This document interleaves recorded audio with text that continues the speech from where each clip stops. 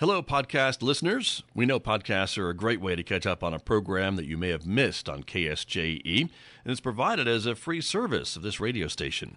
But you know, KSJE is now listener supported, and so while you enjoy this podcast, we hope that you'll also take some time to join KSJE. Become a member today. It's quite easy to do. Just go to our website at ksje.com/support and pick the level of support that best matches your budget. Thanks again for listening. Here's your podcast.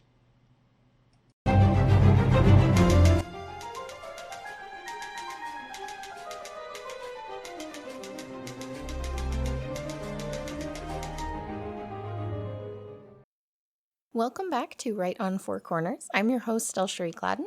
I am a USA Today bestselling author and English teacher, and I have an author on the show this week who also writes in multiple genres and has a lot of different projects going on, so I'm excited to talk about all of that. So this week I have Lisa C. Taylor. Lisa, go ahead and introduce yourself and let our readers know who you are and what you're doing. Thank you very much for having me on the show. I'm Lisa C. Taylor, and I live in Colorado in Memphis, and I am the author of 2 books of short fiction, 3 collections of poetry, and 2 chapbooks of poetry. And I just received a contract for a novel, The Shape of What Remains, which will be out in 2025. I'm also the co-director of the Mesa Verde Writers Conference. We're going into our 2nd year. In fact, we just hired our faculty for this year, and that will be taking place July 11th to 14th in Memphis, Colorado, in beautiful Harmony Barn, which is this gorgeous retreat center. And I also teach online for writers.com, and I am a former professor of creative writing.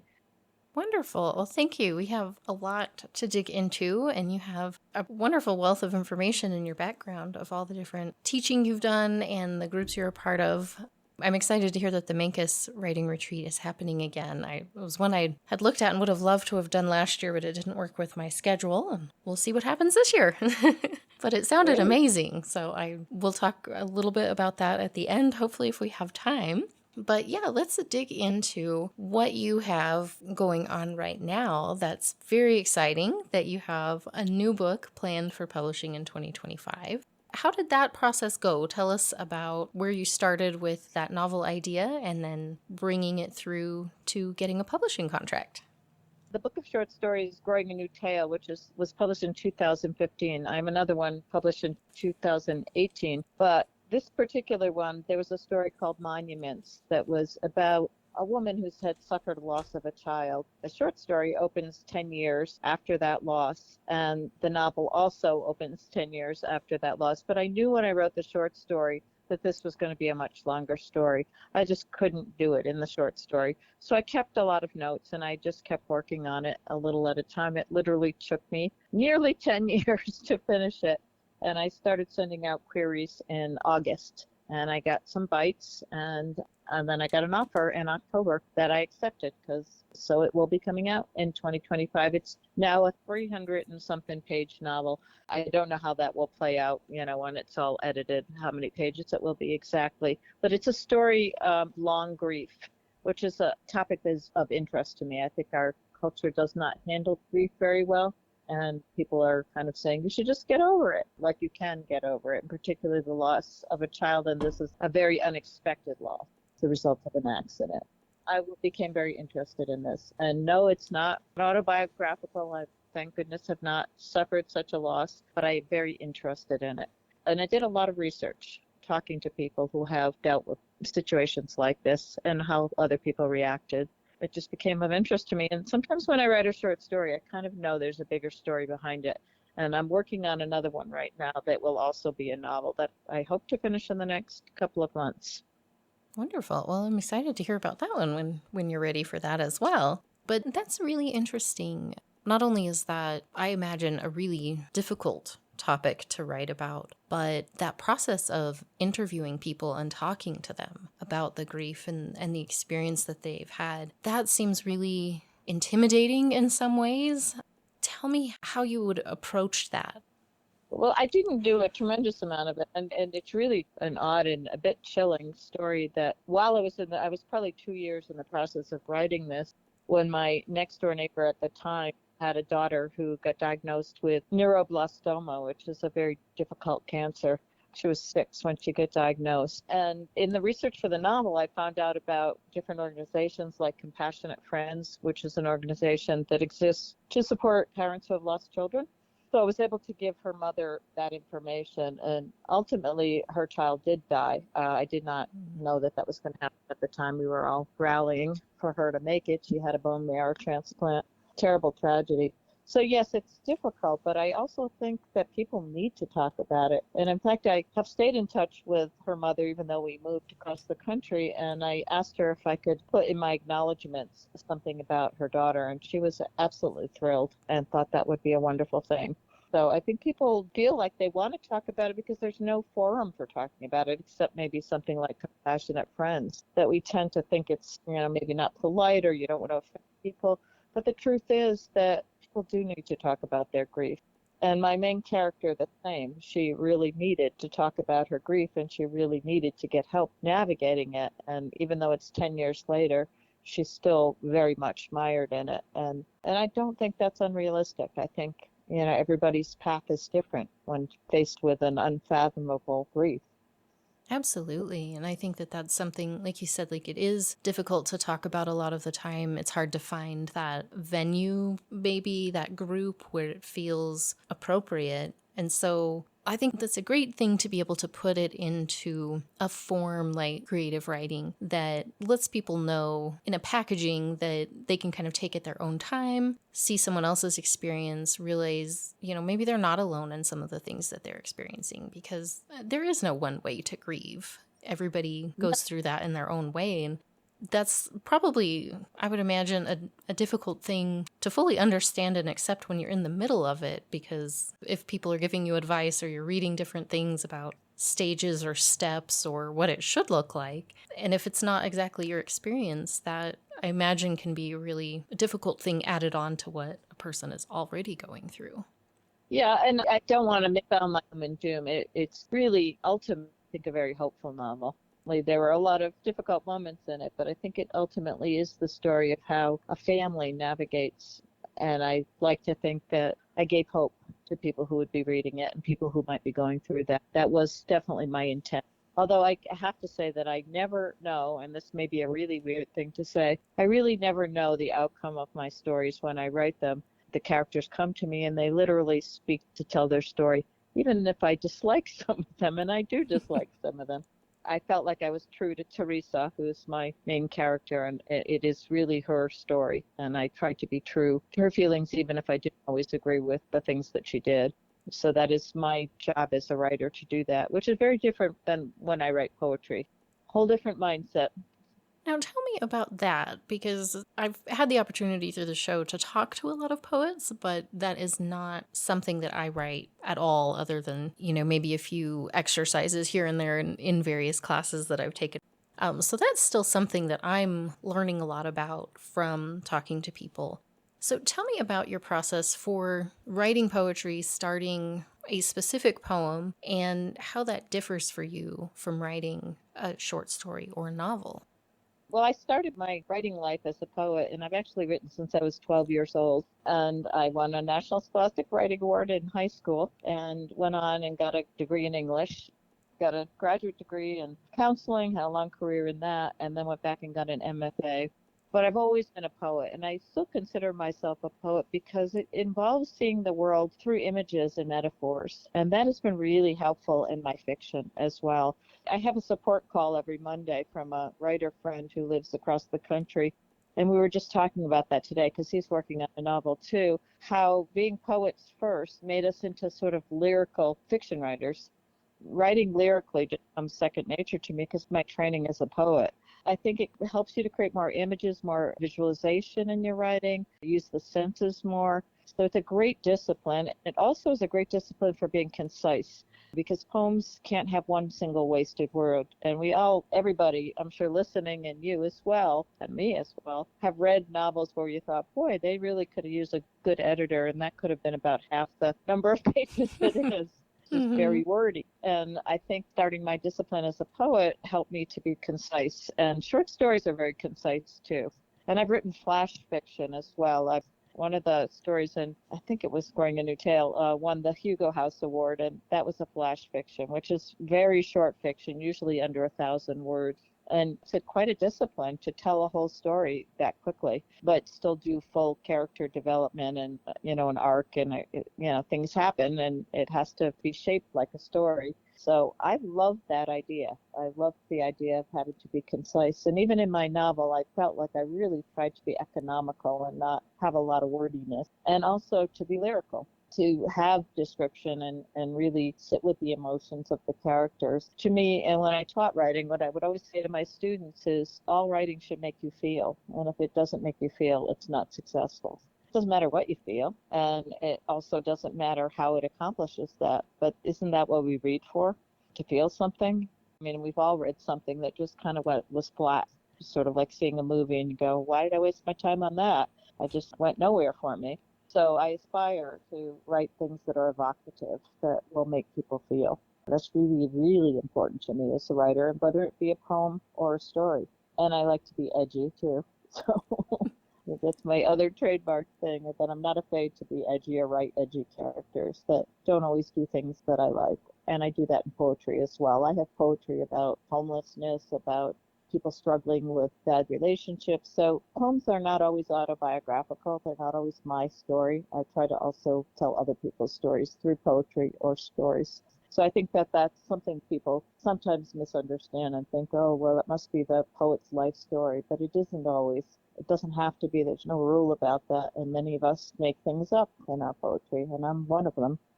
One of my first real experiences with getting into poetry in a class, the professor in that class really drove that point home. She had us read, I believe it was called Papa's Dance. It's completely slipping my mind who wrote that. Do you know? My Papa's Waltz? Papa's Waltz? I think that's what it is, yes. It's one I've been wanting to take another look at. That's a beautiful poem. I love that poem, and I've taught it. It is. Yeah, it was one that really, I think everybody in the class, like, it really connected with us. And she kind of brought that up. She's like, how many of you think that this came from the writer's own experiences? And a lot of us were like, man, like, it's so emotional. Like, there's really a lot there that made you feel like he really saw this scene. And she's like, nope. Like, this was not something he ever experienced. This was something that he came up with from whatever inspiration. And that was always a lesson that really stuck with me. Okay, you don't have to have experienced something to be able to put that level of emotion and connection, that you can use your words in a way that will bring that to the surface for whoever's reading if you take that time and put that attention in. And I love that that is something that you focus on, and that that's an approach that you take to make sure that every word that you're using is going to have the potential to connect and convey that emotion with your reader. I think that is really important. I do as well. And I think that poem, I used to teach that poem paired with Those Winter Sundays by Robert Hayden, because they're both poems about fathers who are absolutely less than perfect, where it's sort of bordering on violence, and there might be alcohol, or in the Winter Sundays, it's just poverty, abject poverty. And the father rises early to light the fire, and the children really kind of fear him. And now the end of the poem, which is breathtaking, is basically, what did I know of love's austere and lonely offices? So he comes to the conclusion all these years later that that was a kind of love too, that shining the shoes and warming the house with the fire was a kind of love, because men in those days were not demonstrative. It's a beautiful poem, and I think that My Papa's Waltz is similar in that way. It's like kind of good, but the guy, I believe, is drunk in the poem, if I'm remembering that correct poem. Yeah.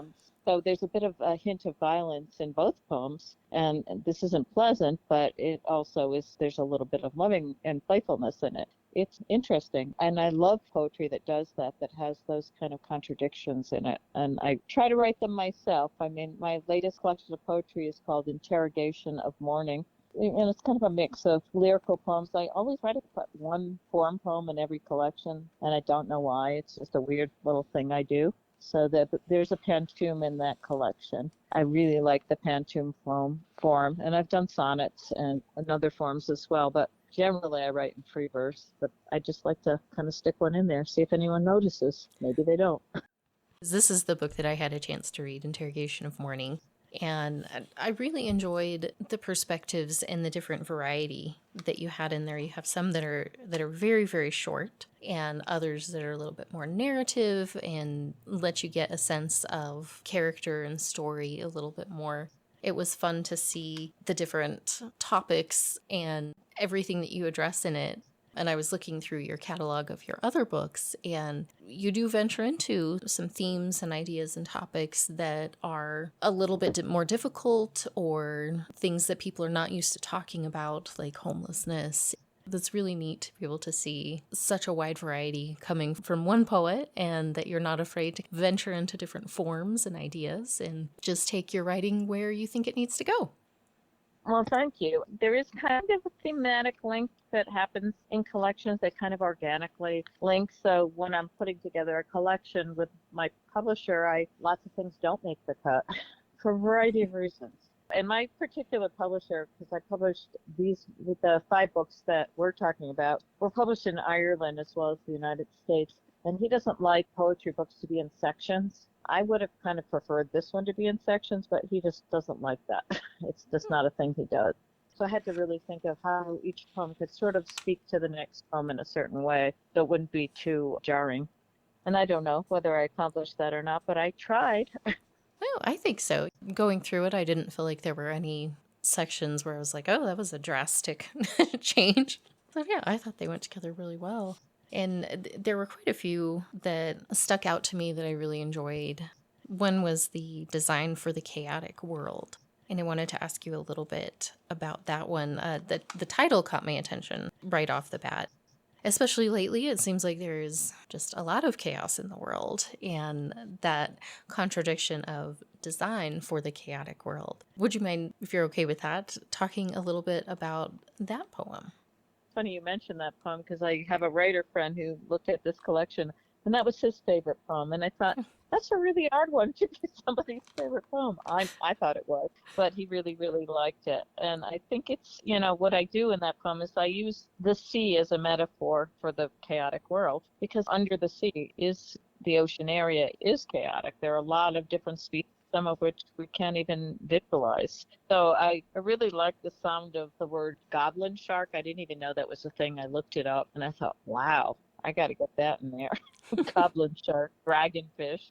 Where I take it is I kind of take it to the ashes being strewn. When my father died, he wanted his ashes strewn in the ocean, and we did that. So then it becomes also a memorial place. I just feel like we can learn from nature. And I always feel like when we're feeling kind of hopeless with the world, look to nature and look to the order that emerges amid chaos, as it always does. And it seems chaotic and it seems crazy that, some species kill other species.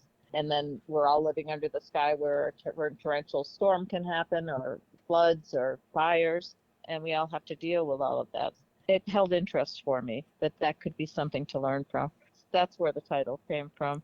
That's where I was going with it, that it was the loss, and it was also that we need to go deep within and look around and really immerse ourselves in the world to learn where to go next. I like that. Yeah, and I think that's a great point of looking to nature when things are so crazy right now. I mean, multiple wars and political unrest and everything's just, I swear when I read the news, I'm just like, what is going on in our world today? Like, it's really just mind-blowing sometimes to see how much chaos there is in the world at this point. One of the other books that I had read recently was talking about wildfire. In northern New Mexico, we're near places up in Durango. We've had several wildfires, but we're in an area where that's a big danger in our neighboring states and other parts of New Mexico. And I was thinking about that. It kind of came to mind a couple times reading through some of your poems, especially some of the ones like Design for the Chaotic World, where these big events can happen like that. They're destructive and they change the landscape, and it just really disrupts everything for a while. But you go back in a couple years, a decade, and you see everything coming back together and that rebirth. Generally it recovers, and it's just such a traumatic thing, but it's a good reminder that it will keep going. You will get through it. We're going to find a way through the utter chaos that's going on right now. Yes, and I remember, I think it's in this collection where I had harkening back to going to Hawaii after the volcanic eruption and seeing a flower that was bursting through the dried lava and thinking, that's just kind of a reminder that nature renews. And the end of the poem that you talked about was dive deep to where rare life forms flock, frill, or tentacle, singularity of purpose, a design for the chaotic world. So there's a singularity of purpose of all these rare life forms.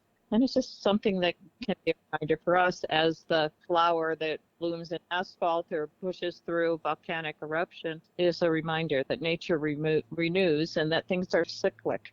And I have to remind myself that too, because I also can get mired in the chaos. We all can. It's part of what I write. I write sometimes to understand the world better. It helps me to not get so mired in the moment and see a bigger picture, maybe. Absolutely. Yeah, I think that's a big reason that writing has been such a big part of my life too, trying to work through everything you're feeling and experiencing. It's often hard to sort it all out in your own mind when you're in the middle of it. And and the emotions feel chaotic and the events may be, all over the place when you can put some of that down on paper and give some of it to other characters away from Hmm. yourself and have that distance and be able to look at it a little bit more objectively. Not always, but for me at least, Yeah. put it down on paper, give it some distance, work through it through the character's eyes and experience. It's a very therapeutic process to use writing in that manner. And not always why I or other people write, I'm sure, but it's definitely a great way to try to understand what you're going through or what you're seeing in the world, or even better understand someone else's experience. I think, Mhm. like you were talking Yeah. about with your friend and the loss of their daughter, that, just because you don't experience it personally, that doesn't mean that it doesn't affect you and that you don't want to understand it and have that compassion for those people who Yeah. are experiencing it. Yeah, I think writing can make people more empathetic. And I think we could use more empathy in this world today. Definitely. I I think don't think. we're, it's one of those qualities that I think we can always use a little bit more of, especially right now. Yeah, absolutely. So, with this is your. So I have 5 collections of poetry, but 2 of them are chapbooks, which are very short collections. I wanted to direct people toward where they can find out more about your writing. And you are online, you have your website, lisactaylor.com. So, for anyone who Mhm. wants to learn a little bit more about her current works and keep an eye on the new book that's coming out in 2025, head over there for sure. But what else are you working on? What would you like to share with listeners about your writing and where you're at in your journey of sharing your creativity with everyone else? Sure. I really try to be out there in the world, even though writing is a solitary thing. So, in that light, I do a lot of writers' conferences. I was at the Edmonds Write on the Sound conference, and I will be at the Raymond Carver conference in Port Angeles, Washington in April. For those who are writer nerds, I will be at the AWP, Associated Writing Programs Conference, and that's coming up February 7th through 11th. So, I'll be in Kansas City, Missouri, and that, so people could find me there. But my website, I have an Amazon author profile, although I really prefer that people buy my books through either their local bookstore where they could be ordered or bookshop.org, which gives money to independent bookstores. It's just a really good way to support small bookstores. And I have a Goodreads profile too. And I'm on every social media, except I'm no longer on Twitter. I'm on Threads. I love to hear from my readers. Mesa Verde Writers Conference is very small. For those of you who don't know about it, it's only 26 people. So it fills up like really quickly, which we thought the first year, well, maybe it won't. And we had like amazingly positive feedback from everybody who attended. We were just overwhelmed with how good the feedback was. And the few tweaks that we made were in response to the evaluations we passed out. Registration is going to open mid-February on the website www.mesaverdewritersconference.org. You can register through the website, and we have hired 2 new faculty this year. I'll be doing something about secrets and lies, which is something I'm interested in, and how you can use that in writing. So we have quite a variety of stuff, and we will have a panel on Sunday, and it's the bargain of the century. It's very inexpensive and includes all your meals. We use all local people for the food. I think it's pretty unique, and I participate in other conferences, and I got to say we've got something pretty cool with this one. I hope I get to be a part of it for some years to come.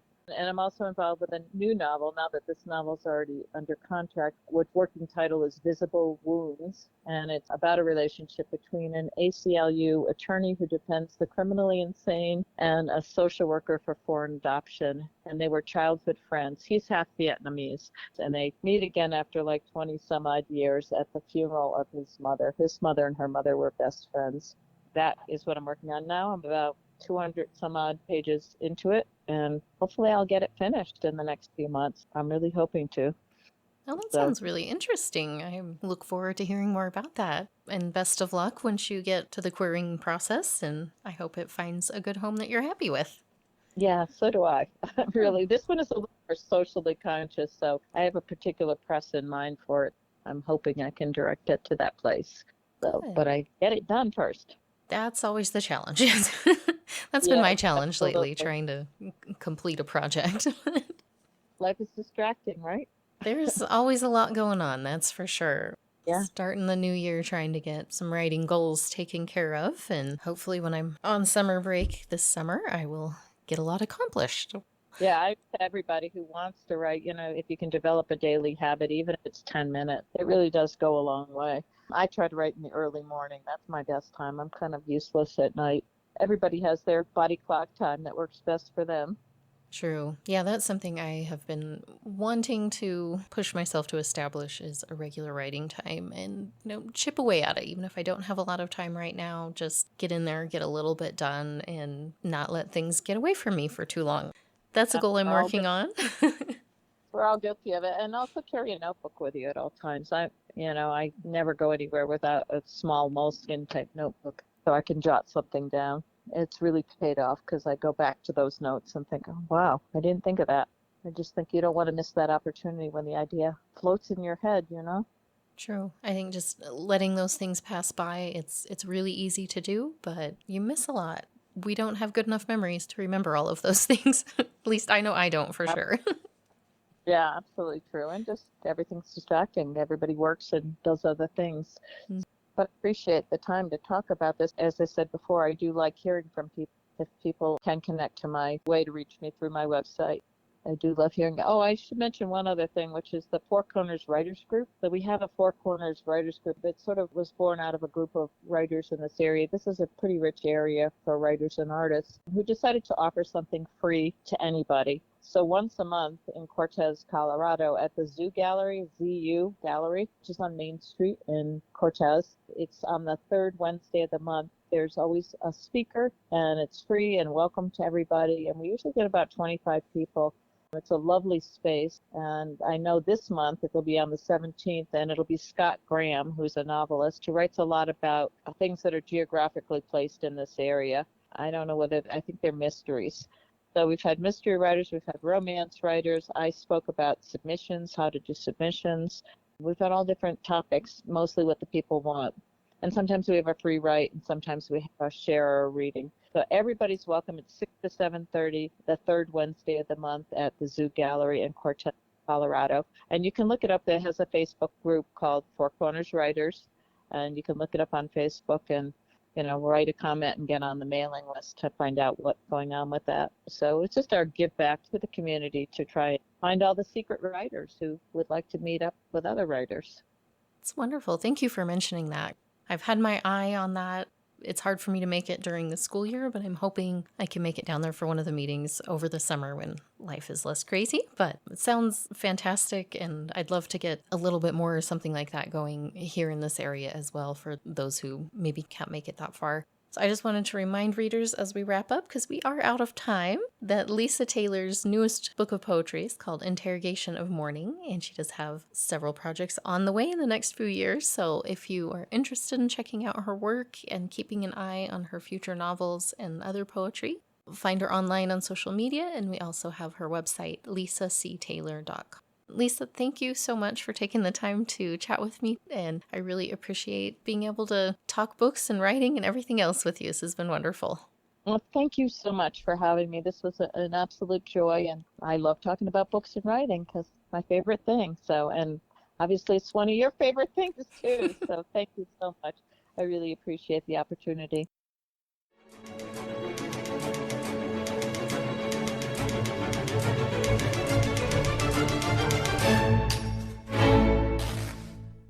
Did you enjoy that podcast? We hope that you did. And if you did, share it with your friends. And if you really want to keep podcasts like this coming, please support KSJE. You can do it easily online at ksje.com.